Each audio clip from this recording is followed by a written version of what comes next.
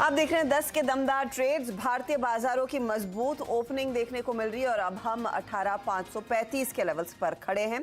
करीब करीब 22 अंक ऊपर। निफ्टी आपको दिखेगा वैसे शांत, लेकिन स्टॉक स्पेसिफिक एक्शन भरपूर है। निफ्टी बैंक हालांकि थोड़ा सा ये वॉलेटाइल है, अब 126 अंकों की गिरावट पर ट्रेड करता हुआ 42,858 के लेवल्स। लेकिन जो स्टार परफॉर्मेंस देखने को मिल रही है या फिर जो तेजी की लाइमलाइट है वो आज के दिन मिड कैप इंडेक्स पर है। एडवांस डिक्लाइन रेशियो आपकी स्क्रीन पर आ जाएगा। मिड कैप इंडेक्स 227 अंकों की बढ़त पर यहां पर लगभग 2:1 के रेशियो अब वो लगभग 2.5:1 का हो गया है। मार्केट ब्रेथ पॉजिटिव है क्योंकि मिड कैप्स की तरफ से आउट परफॉर्मेंस। और एक पॉकेट आपको दिखाते हैं, वो है रेलवे कंपनियों का। अनुज, आरवीएनएल 10% के अपर सर्किट पर। इसके अलावा हम देख रहे हैं रेलटेल में अच्छी खासी तेजी बनती हुई दिखाई दी है। और अब तक हम नॉर्मली देख रहे थे कि ये सरकारी रेल कंपनियों में तेजी। आज टीटागढ़ वैगन का अगर आप शेयर देखेंगे तो वो भी करीब करीब 5% ऊपर है। तो ये रैली दरअसल और भी इंक्लूसिव होती हुई दूसरे जो बेनिफिशियरीज हैं रेलवे से जुड़े हुए उनको भी अब रेडार पर लेकर आए। और अगर आप आवाज के साथ जुड़े हैं भाषा, पिछले कई टाइम से तो हम लगातार इन स्टॉक्स की बात भी कर रहे थे कि इनमें एक ट्रैक्शन आपको दिख रहा है, खासतौर से आरबीएनएल में। जबरदस्त आईआरएफसी की हमने चर्चा की थी उस दिन, मुझे याद अच्छे से। वहां पर एक जबरदस्त मूव आपने देखा है। ये आरबीएनएल देखिए 80 रुपये 60 पैसे इस समय रेट, क्या एक महीने में डबल हुआ है ये।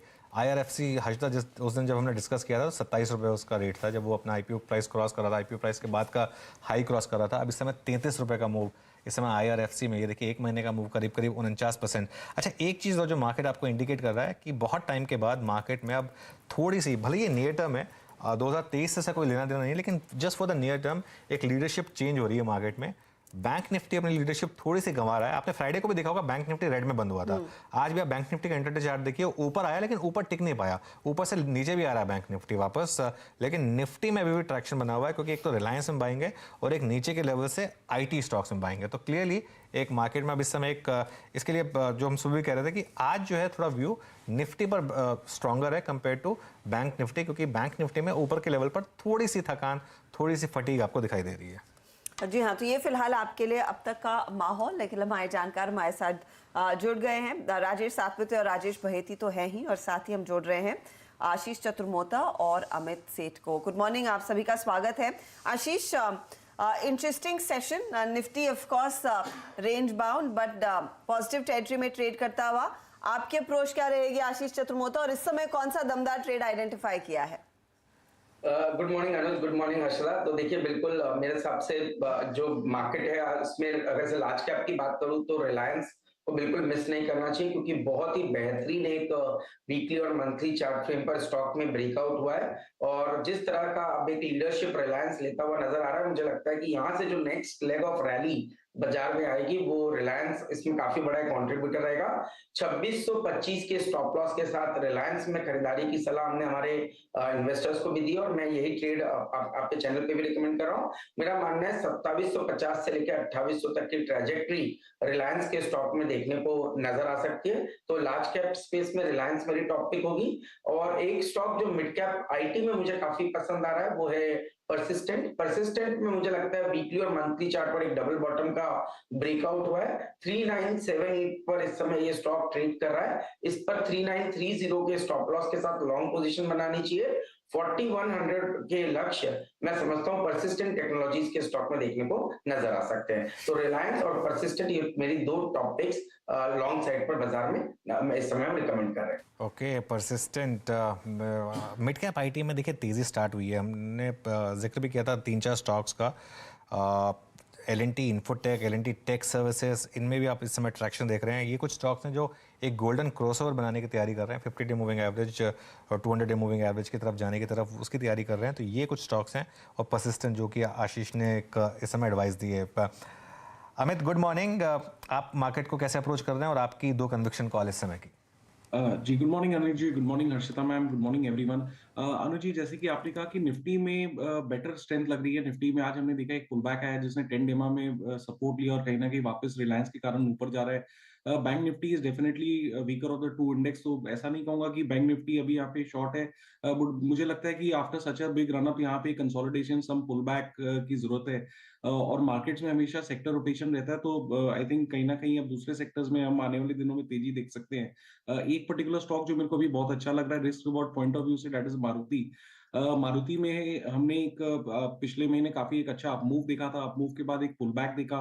पुल बैक हैज टेकन सपोर्ट, जहां इसका सपोर्ट एरिया अराउंड 8900 से 9000 पे एक अच्छा सपोर्ट लिया। पिछले 2-3 दिनों से डोजी कैंडल्स बनी, which implies is lack of selling pressure, और आज ये स्टॉक अपने 10 डेमा के ऊपर ट्रेड कर, तो मुझे लग रहा है ये पुल बैक कहीं ना कहीं कंप्लीट हो गया है and Maruti is once again ready for the next leg. अभी 9086 का इसका प्राइस है। इमीडिएट शॉर्ट टर्म ट्रेडिंग के लिहाज से मुझे ऐसा लगता है कि मारुति 9250 9300 तक जा सकता है। 9000 एक छोटा सा मैं इसका स्टॉप लॉस रखूंगा। Second stock which I would not like to miss out is Tech Mahindra. IT में अभी भी स्ट्रेंथ है, इसमें Tech Mahindra is looking quite positive. Tech Mahindra का अगर हम देखें तो it's on the verge of a neckline breakout. Stock अपने सारे शॉर्ट टर्म मूविंग एवरेजेस के ऊपर ट्रेड कर रहा है और momentum is also very strong. 1087 इसका प्राइस है, इसे लॉन्ग करे 1120 के टारगेट्स रहेंगे और स्टॉप लॉस एक छोटा सा 1070 रुपए का रहेगा। ओके, तो ये फिलहाल टेक महिंद्रा में एक अपॉर्चुनिटी, मारुति में भी एक अच्छी अपॉर्चुनिटी। देखिए ऑप्शंस आपको कई मिलेंगे दिग्गजों में और मिड कैप्स में जहां पर तेजी की पोजीशन लेनी है। अच्छा राजेश और आशीष बहेती, मैं आपकी तरफ आ रही हूं, लेकिन एक स्टॉक पहले दिखाना चाहती हूं दर्शकों को, वो है डेल्टा कॉप का, क्योंकि अचानक यहां पर फिर तेजी बनती हुई दिखाई दे रही है। स्टॉक आपकी स्क्रीन पर लेकर आते हैं। पिछले हफ्ते हम इसकी चर्चा कर रहे थे, अनुमान ये लग रहा था कि शायद कसिनोज और ऑफ कोर्स ऑनलाइन गेमिंग की जो टैक्सेशन है उसको लेकर साफ राय बनती हुई दिखाई देगी, लेकिन अभी भी वहां पर मत बटा हुआ है अलग अलग राज्यों के बीच में। लेकिन मार्केट कुछ और पड़ रहा है, 3 से 4% तक की तेजी यहां पर देखने को मिली है और ओपन इंटरेस्ट ट्रेडिशन वॉल्यूम्स के साथ अच्छी तेजी बनती दिखाई दे रही है। इस पर राजेश सातपुते पहले एक ट्रेड दीजिएगा, क्या मौका है 229 पर खड़ा पोजीशन तेजी की खड़ी करने का? हर्षद देखिए, डेल्टा कॉप में यहाँ पे एक फ्रेश ब्रेकआउट मिला है। इससे inverted head and shoulder price formation जो करीबन 228 का नेकलाइन था, तो 228 का नेकलाइन जैसे ये पार करते हुए इसका जो टारगेट अनफोल्ड हो रहा है वो कम से कम 250 का होगा। So it's a clear cut buy in Delta Corp. अगर आप थोड़ा पोजिशनल भी रखना चाहो तो बेटर है। So it's a buy about 228, keep your stop loss at 220 का स्टॉप लॉस रखे, और जैसे मैंने कहा 250 का टारगेट इसमें सेट है। इसके चलते Harshad ji, can I share my own calls? Yes please, calls, yes please. बताइए राजेश जी, सुन रहे हैं हम? हेलो राजेश जी कॉल दीजिए, सुन रहे हैं? अच्छा, नहीं मुझे आवाज मिस हुआ। हाँ। अनुज जी देखिए, मेरे 2 कॉल्स में से पहला कॉल होगा Voltas. It's a Contra call. यहाँ पे देखिए, अगर आप टेक्निकली देखें तो यहाँ पे पॉजिटिव डाइवर्जेंस होता है, तो अकॉर्डिंग टू डाइवर्जेंस 840 के ऊपर यहाँ पे बाय बनेगा। छोटा स्टॉप लॉस रहेगा 832 का। अकॉर्डिंग टू कॉन्ट्रा यहाँ पे जो टारगेट बनता है, प्रोजेक्शन बनता है 865 का। सो इट्स अ बाय इन वोल्टास। अगर मुझे दूसरा कॉल लेना है तो देखिए अनुज जी, मैं सुबह जो 7 बजे मैंने कॉल दिया था, एक था Tech Mahindra, second is IndusInd Bank. So I would like to reiterate IndusInd Bank long. जो लेवल था वो 1190 का था, एग्जैक्टली उसी लेवल को आज इंट्रा टेस्ट हुआ फ्यूचर में। So it's a buy, stop loss of 1180। मुझे लगता है 1200 के ऊपर यहाँ पे शॉर्ट कवरिंग रैली मिलनी चाहिए। टारगेट सेट है 1250 का। ओके, इंडसइंड बैंक और वोल्टास फ्रेश कॉल्स। एक बार बहेती जी की फ्रेश कॉल्स लें, उससे पहले एक बार जरा एक वो टारगेट मेट वाली स्टैंप लगाने का टाइम आ गया है अपोलो टायर्स पर। हर्षदा, वो जो सचिन का टारगेट था 315 का, फ्यूचर्स में जो टारगेट था 314.4, इस समय ये लगाकर आया, तो ये एक जो अपोलो टायर्स था इसके वो जो कॉल थी उस पर एक टारगेट हिट होता हुआ, तो ये सुबह सुबह आवाज़ पर पहली कॉल जो दी गई थी वो यही थी अपोलो टायर्स की। सुबह सुबह खुलते ही सचिन जी ने हाथ खड़ा किया था, मुझे याद है, क्योंकि उनको लग रहा था कि ये यहाँ पर एक अच्छा खासा ब्रेकआउट दिख रहा है। चलिए बहेती जी, आपकी इस समय कोई फ्रेश कॉल्स? जी अनुज जी, फ्रेश कॉल में रहेगी एसीसी में बाय की सलाह रहेगी। जिस हिसाब से एसीसी में एक ब्रेकआउट देखने मिला है, काफी इंप्रेसिव लग रहा है, तो एसीसी में पोजीशन बनाई जा सकती है। 2500 का एक एसएल मेंटेन करे और जो टारगेट्स निकल कर आ रहे हैं 2590 के। दूसरी कॉल एक्चुअली रीट्रेड ही कर रहा हूँ, रिलायंस पे ही खरीदारी की सलाह रहेगी। हमारी सुबह मॉर्निंग की फर्स्ट कॉल भी थी। इसके जरूर टारगेट्स मीट हो गए, लेकिन हमें लगता है कि इसमें अभी भी बने रहने की जगह है। जैसे आशीष जी ने भी रीट्रेट बताया कि इसमें 2700 के ऊपर के लेवल्स देखने मिल रहे हैं और 2730 के टारगेट के लिए इसमें अभी भी पोजीशन बनाई जा सकती है। जो स्टॉप लॉस मेंटेन करना है इसमें वो 2640 के। ओके, तो ये फिलहाल आपके लिए एक अपॉर्चुनिटी रिलायंस इंडस्ट्रीज में बाय कॉल आ रहा है, लेकिन याद रहे कि जब भी आप RIL के बारे में सुने इस चैनल पर तो ये डिस्क्लोजर जहन में रखना है जो हम आपको बार बार बताते हैं। CNBC आवाज नेटवर्क 18 का हिस्सा है। नेटवर्क 18 का स्वामित्व प्रबंधन रिलायंस इंडस्ट्रीज के हाथ में है, तो ट्रेड लेने से पहले आप एक इंडिपेंडेंट एडवाइजर से भी बात जरूर करें। अच्छा, हम H2 की बात कर रहे थे, HDFC और HDFC बैंक, जो दरअसल आज की इस तेजी में पार्टिसिपेट नहीं कर रहे हैं, लेकिन इसके साथ ही अगर आप B2 देखें तो बजाज फिनसर्व और बजाज फाइनेंस, इनकी तरफ से अब भागीदारी आना शुरू हो गई है। तो बजाज फिनसर्व 1.5% ऊपर है और बजाज फाइनेंस लगभग 1% की बढ़त की तरफ बढ़ता हुआ। आशीष चतुर्मोता, बताइए इनका योगदान क्या बड़ा साबित हो सकता है 18,600 के पार ले जाने में? बिल्कुल, तो देखिए हर्षदा, अभी तक हम बात कर रहे थे कि बैंकिंग फाइनेंशियल्स का करीब 32% कंट्रीब्यूशन है इंडेक्स के अंदर में। बट अगर से आप रैली की स्ट्रेंथ देखेंगे तो ज्यादातर जो मूव आया वो बैंकिंग में आया, और खासतौर पे PSU बैंक्स में और उसके बाद ICICI बैंक में। पर कहीं ना कहीं NBFCs ने उतना बड़ा परफॉर्मेंस नहीं दिया। अब कहीं ना कहीं मुझे लगता है कि एक बड़ी डिप के बाद बजाज फाइनेंस, जिसने करीब 7800 के हाईज बनाए, वहां से 6800 पे हमें मिल रहा है, तो almost 1000 rupees lower all time high से स्टॉक है, और एक बेस डबल बॉटम का इस स्टॉक ने करंट लेवल्स पे बना चुका है। मेरे हिसाब से 6730 के स्टॉप लॉस के साथ बजाज फाइनेंस में लॉन्ग पोजीशन बनानी चाहिए। 7000 तक की ट्रेजेक्टरी, यानी यहाँ से 200 से 250 रुपए का एक अप मूव मैं समझता हूँ बजाज फाइनेंस के स्टॉक में मौजूदा स्तरों से देखने को नजर आ सकता है। तो एक बढ़िया पुल बैक ट्रेड के लिए बजाज फाइनेंस तैयार हो चुका है, और बजाज फिनसर्व में भी इक्वली उतना ही एक अच्छा मूव आपको आता हुआ नजर आ सकता है। ओके, इस महीने में शायद 7वीं या 8वीं या 10वीं बार हम बोलेंगे कि sector of the day railway stocks. RBNL ने रिकॉर्ड लगाया था, हर्षिता बाकी स्टॉक पे अच्छा कर रहे हैं देखिए। और एक आधा स्टॉक इरकॉन अब करीब 4% ऊपर। ये सारे के सारे स्टॉक्स 52 वीक हाईज लगा रहे हैं। टेक्स रेल 7.5% ऊपर है। जबरदस्त मूव आ रहा है इन सब, बहुत तगड़ा मूव। लेकिन बस हमारा IRCTC है जो चल नहीं रहा है, वो फ्यूचर्स में है, वो फ्यूचर्स में है। फ्यूचर्स में है, तो वहां पर थोड़ी सी, और वो पहले भाग चुका था इसके लिए, वो भी है। लेकिन जब इन बाकी कंपनियों की रफ्तार देखे और इसकी चाल देखे तो ये थोड़ा सा धीमा चल रहा है। लेकिन ईदर वेज यहाँ पर भी एक अच्छा खासा ट्रेंड और मोमेंटम देखने को मिला है। अच्छा अमित, इनमें से कोई स्टॉक जहां पर आपको लग रहा है रेलवे कंपनियों में अपॉर्चुनिटी अभी भी है? आप देखिए सब में बहुत तगड़े वॉल्यूम्स के साथ खरीदारी देखने को मिली है और ये नई तेजी नहीं है। तो डर यही है कि इस समय अगर मैं ले रही हूं तो क्या फिर मैं फंस जाऊंगी, फिर मुझे उतने रिटर्न नहीं मिलेंगे जितना 2-3 हफ्ते पहले निवेशकों को मिले। क्या आपकी अप्रोच रहेगी? जी हर्षिता मैम, बेस्ट पॉइंट था जब हमने फर्स्ट यहाँ पे एक वॉल्यूम अपटिक देखा था, वहां पे डेफिनेटली एक पोजीशन बनती थी। अगर हम टेक्स रेल का चार्ट देखें तो लगभग इसकी रेजिस्टेंस 68 से 70 के आसपास है। तो अगर किसी की पोजीशन है तो उन्हें डेफिनेटली बना रहना चाहिए, बिकॉज वॉल्यूम का सपोर्ट अभी भी है। कोई 70 के लेवल्स हम डेफिनेटली देख सकते हैं स्टॉप लॉस, क्योंकि ये कैश पोजिशनल स्टॉक रहेगा, तो डेट विल बी लगभग 59 के आसपास। और दूसरा स्टॉक जो हमने कहा RVNL का, I'll just load the chart. RVNL का अगर हम स्ट्रक्चर देखें, वीकली स्ट्रक्चर, ये तो एकदम वन वे रैली चल रही है, ब्लू स्काई टेरिटरी में स्टॉक ट्रेड कर रहा है। अगर हम देखें पिछले 7 से 8 हफ्तों में देयर इज नो रिस्पाइट। आज भी स्टॉक 10% अप है। 5 से 6 हफ्ते पहले स्टॉक बस 45, ऑलमोस्ट डबल हो गया है। तो फ्रेश एंट्री तो थोड़ी सी डिफिकल्ट रहेगी, लेकिन momentum is definitely strong. Last breakout हमने 5 से 6 दिन पहले लगभग 65 के लेवल पे देखा था, और after that there is a tremendous rally. किसी की पोजीशन है तो बने रहे, 90 से 95 के टारगेट्स आ सकते हैं, स्टॉप लॉस ट्रेल करके 75 पे ले जाइए।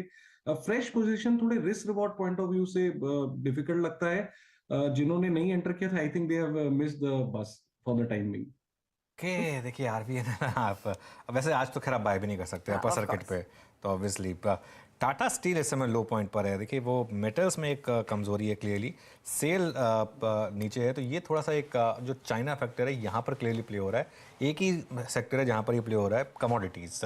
और सुबह एक और जो चीज़ हमने डिस्कस की थी कि कमोडिटीज़ की डिक्लाइन नॉर्मली इंडिया के लिए काफ़ी पॉजिटिव है, और ये एक नॉर्मली मिड कैप्स के लिए भी काफ़ी पॉजिटिव इम्पैक्ट लाती है। तो ये एक दूसरा फैक्टर है जो प्ले आउट हो रहा है। एक बार अंबुजा सीमेंट का चार्ट लेकर आइए, वहाँ पर भी एक इस समय एक मूव आ रहा है। राजेश जी एक बार जरा अंबुजा का चार्ट चेक करिए। अनुज जी देखिए बेहतरीन चार्ट है। इनफैक्ट ACC अंबुजा जिस तरह से कंसोलिडेशन एंड द ब्रेकआउट, ये इसका पैटर्न है। अकॉर्डिंग टू चार्ट 565 का यहाँ पे एक छोटा स्टॉप लॉस मेंटेन करे और इसका जो स्विंग ट्रेडिंग का पहला टारगेट होगा वो रहेगा 585। तो मुझे लगता है आज अंबुजा सीमेंट में यहाँ पे स्विंग ट्रेडिंग अपॉर्चुनिटीज बन रही है। चलिए अभी काम करते हैं, अब थोड़े लॉन्ग टर्म की बात कर लेते हैं। क्वांटम सिक्योरिटीज़ के डायरेक्टर नीरज दीवान हमारे साथ शो में जुड़ रहे हैं। नीरज जी गुड मॉर्निंग, आपका स्वागत है। मैं आपसे सवाल करूं इससे पहले एक हर्षिता काफ़ी आतुर हैं एक पिक्चर दिखाने के लिए, तो वो जरा पिक्चर हर्षिता बताइए, वो पिक्चर लेकर आई। इनफैक्ट अनुज सोशल मीडिया पर ये एक पर्टिकुलर आर्टिकल बड़ा ट्रेंड कर रहा है, वायरल हो रहा है, वायरल हो गया है। यहाँ पर बेसिकली मर्सिडीज के जो करंट हेड ऑफ सेल्स है और जो जनवरी से एमडी और सीईओ बनेंगे, संतोष अय्यर की का एक आर्टिकल छपा है। संतोष अय्यर ने किसी से बात की हुई और उन्होंने बेसिकली ये कहा है कि एसआईपीज लग्जरी कार सेल्स के मार्केट को खा रही हैं। उनका मानना यही है कि म्यूचुअल फंड इन्वेस्टमेंट्स इतने ज्यादा हो गए हैं कि लोग दरअसल लग्जरी गाड़ियां खरीद ही नहीं रहे हैं। और उन्होंने अपने दरअसल सेल्स टीम को एक टारगेट दिया कि अगर आपको अपना पिच इतना मजबूत करना चाहिए कि लोग कन्विंस हो जाए कि वो 50,000 की जो एसआईपी कर रहे हैं उसे तोड़कर ईएमआई में कन्वर्ट कर लें। लेकिन फैक्ट यही है कि भारतीय निवेशक इस समय लग्जरी सेल्स में नहीं जा रहा है। लग्जरी गाड़ियों की इंक्वायरी बड़ी होती है लेकिन वो सेल्स में नहीं कन्वर्ट होती, क्योंकि उनको लगता है कि हमारा एसआईपी और हमारा म्यूचुअल फंड में इन्वेस्टमेंट ज्यादा इंपॉर्टेंट है। देखिए 50,000 रुपए की अगर आप करेंगे, 50,000 रुपये पहली बात तो मर्सिडीज आएगी नहीं 50,000 रुपए की ईएमआई में। मतलब आप अनलेस 10 साल पुरानी थर्ड ओनर से अगर आप एक मर्सिडीज लेंगे, आपने बहुत बड़ा डाउन पेमेंट कर दे या फिर आप बहुत बड़ा डाउन पेमेंट कर दें और अपने एग्जिस्टिंग इन्वेस्टमेंट को तोड़ दें तभी आएगी। दूसरी बात, नीलेश शाह जो कोटक म्यूचुअल फंड के सीईओ हैं, ये इसको काफ़ी पैशनेटली ट्रैक करते हैं। बोलते हैं देखिए 50,000 रुपए की ईएमआई में तो लग्जरी कार आएगी नहीं, लेकिन 50,000 रुपए की एसआईपी अगर आप करते रहें और कंसिस्टेंटली करते रहें तो बिना ईएमआई के आपको एक टाइम के बाद एक लग्जरी कार लेने के पैसे बन जाएंगे, इतनी सेविंग्स हो जाएगी। और देखिए ये थोड़ा सा मैं कहता हूँ एक इररिस्पॉन्सिबल एक स्टेटमेंट है ये, वो जो मर्सिडीज के जो सेल्स हेड है उनका। ठीक है, आपकी रिस्पॉन्सिबिलिटी आपकी कंपनी की तरफ है और आप चाहते हैं कि ज़्यादा से ज़्यादा कारें बिके, लेकिन ये मत कहिए लोगों को कि आप अपनी एसआईपी तोड़ दीजिए और मेरी कार खरीद लीजिए।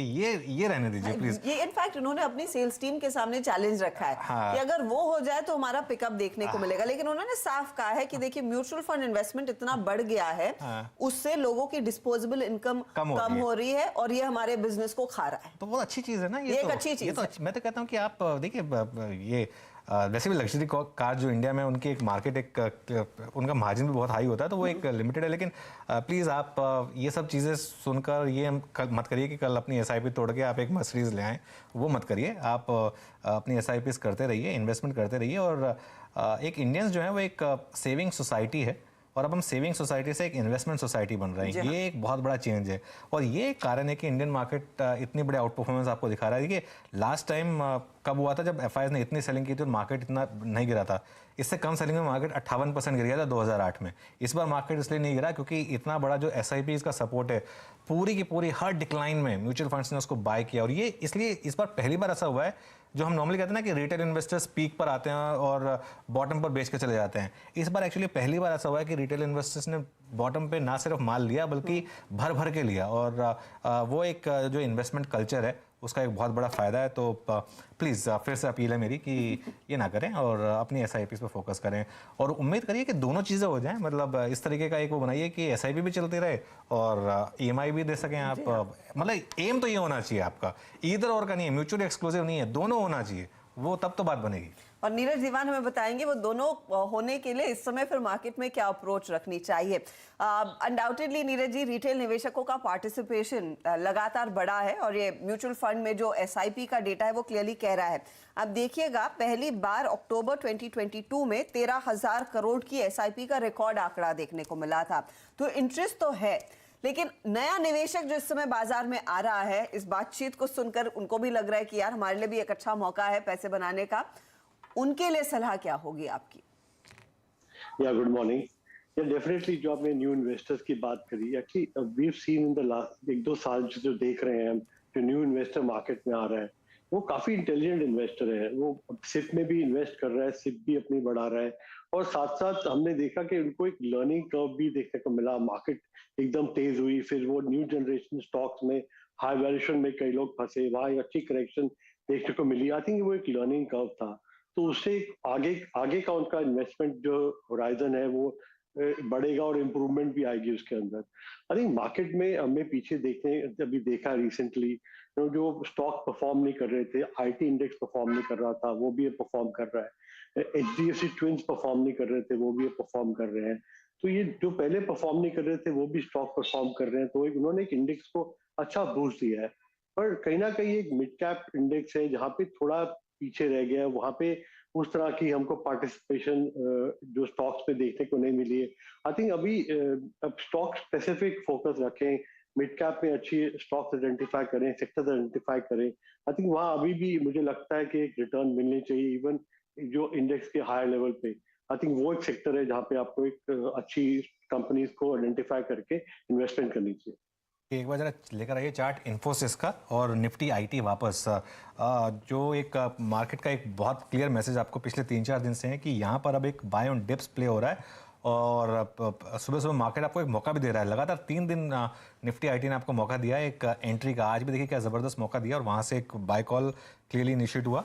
और इन्फोसिस इंटरडे देखिए, एम्फेसिस इंटरडे देखिए, परसिस्टेंट सिस्टम जिस पर कॉल आई थी, ये सब स्टॉक्स अब इंटरडे में देखिए आप, एक आपको क्लियरली दिखाई देगा। इंटरडे में ये जो मूव्स आते हैं, ये सब दिखता है कि लोगों ने पैसा बनाया है। अगर आप क्योंकि स्टॉक्स सीधा ऊपर खुले हैं उसके बाद फ्लैट रहे तो कोई मतलब नहीं है, लेकिन नीचे खुले और उसके बाद ऊपर आए तो एक मूव आता है। Neeraj ji good morning. तो ये इस पर आईटी में क्या इस समय पोर्टफोलियो बनाने का टाइम आ गया है, और अगर हाँ तो किस तरीके के आईटी स्टॉक्स आप बाय करेंगे इस समय?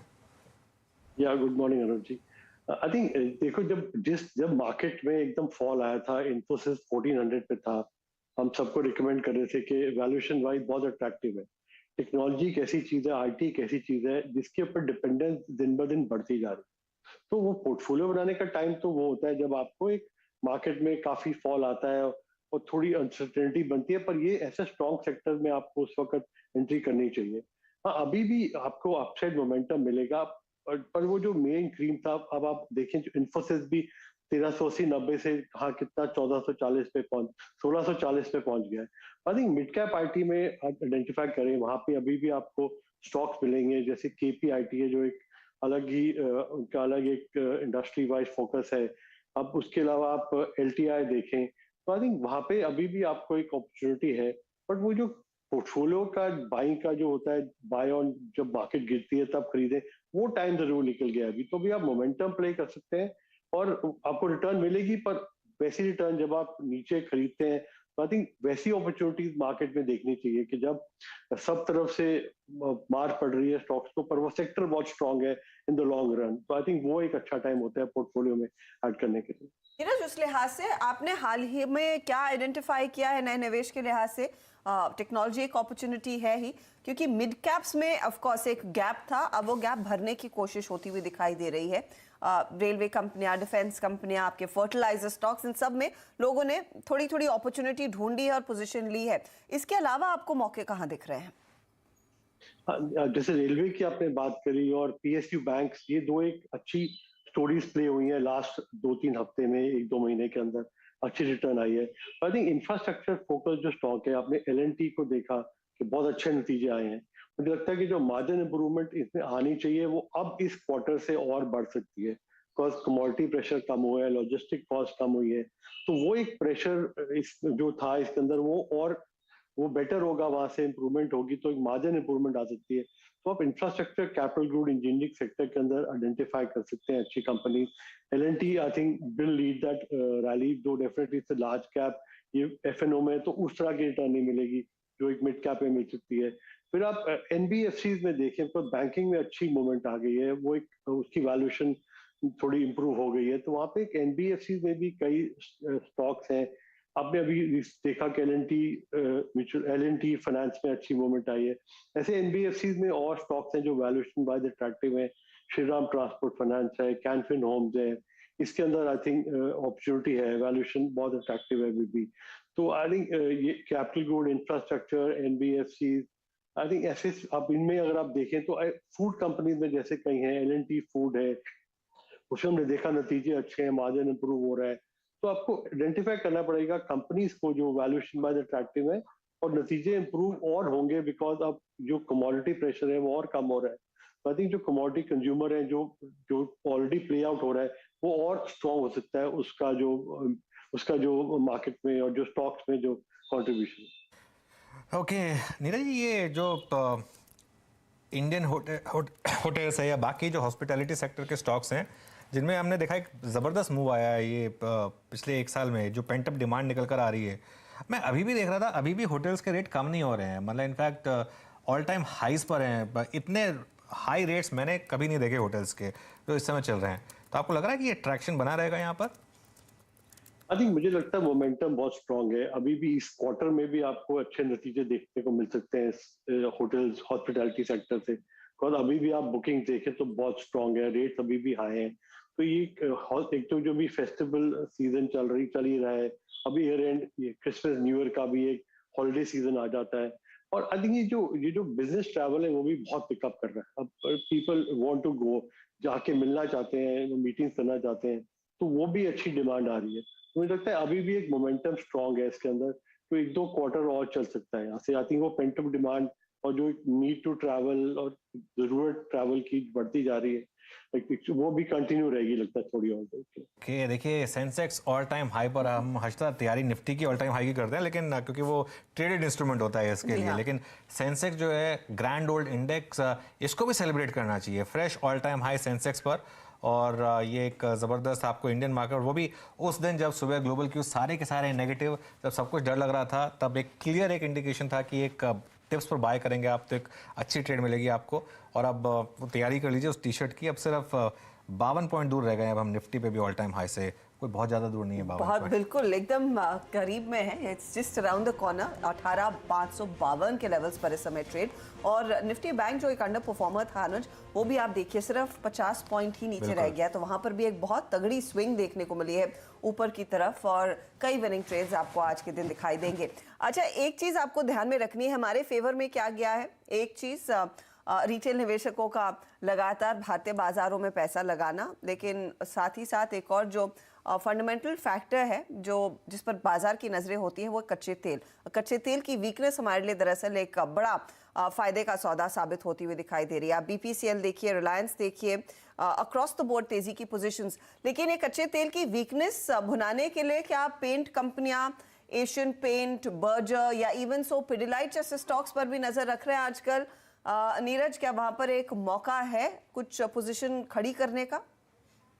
आई थिंक शॉर्ट टर्म में डेफिनेटली एक ट्रेडिंग मूव है जो इसमें मिल सकता है, बट इसमें एक बड़ी जो पिक्चर प्ले आउट हो रही है, जो ग्रासिम की एंट्री और जो पेंट में कंपटीशन बढ़ने वाला है, एक नया बड़ा प्लेयर आ रहा है, आई थिंक वो लॉन्ग टर्म में थोड़ा सा, एक मीडियम टू लॉन्ग टर्म में थोड़ा एक प्रेशर इस सेक्टर में रह सकता है। तो एक ट्रेडिंग पॉइंट ऑफ व्यू से आप जरूर इसे प्ले कर सकते हैं, जैसे आपने टायर कंपनी में देखा, वहां पे तो अच्छी मोमेंटम बन रही है, अच्छी इंप्रूवमेंट हो रही है, डिमांड बहुत स्ट्रांग है, तो वहां पे कैपेसिटी यूटिलाइजेशन बढ़ेगी। पर एशियन जो पेंट सेक्टर है उसमें एक मीडियम टर्म में एक देखना है कि किस तरह की कंपटीशन बढ़ता है नए प्लेयर का आने। फिलहाल इस समय आपके सामने 45 अंकों की ही दूरी निफ्टी की ऑल टाइम हाई से इस समय बनती हुई दिखाई दे रही है। 18,604 के लेवल का इंतजार रहेगा। नीरज, बहुत बहुत शुक्रिया हमारे लिए समय निकालने के लिए आज, एंड एडवांस में कंग्रेचुलेशंस। एक तो सेंसेक्स पर तो हम हाई बना ही चुके हैं, तो उसको सेलिब्रेट किया जाए, अब निफ्टी का इंतजार रहेगा। बिल्कुल, आप सबको भी और व्यूअर्स को भी शुक्रिया समय निकालने के लिए। आपकी स्क्रीन पर रखते हैं कुछ ऐसे स्टॉक्स जहां पर भरपूर तेजी देखने को मिल रही है।